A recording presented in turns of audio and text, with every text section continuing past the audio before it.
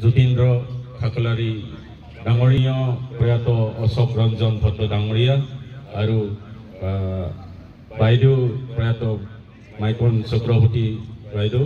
এই বহাগৰ পৰা আৰম্ভণি হয়।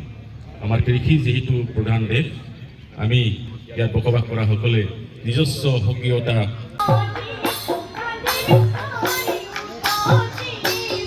আৰু অসমীয়া য'ত থাকিব বিহু তাতে থাকিব।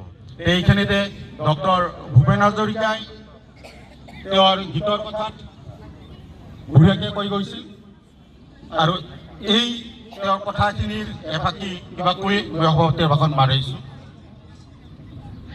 বহাগ মাথো এটি ঋতু নহয়, নহয় বহাগ এটি মাহ, অসমীয়া জাতিৰ ই আয়ু ৰেখা, গণজীৱনৰ ৰিহা, গণজীৱন হ'ল নেকি যে বিহুৰ যিটো আমাৰ মেইন কচ খাই সূতা তাতে কিবা ঘূৰে ধৰিল নেকি, ঠিক এনেধৰণে কেতিয়াবা ভাৱ হয়।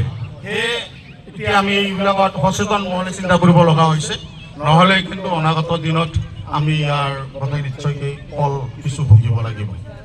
আনহাতে আৰু কি হৈছে, এই আমাৰ কৃষ্টি ৰখাৰ ক্ষেত্ৰত দেখিবলৈ পাইছোঁ যে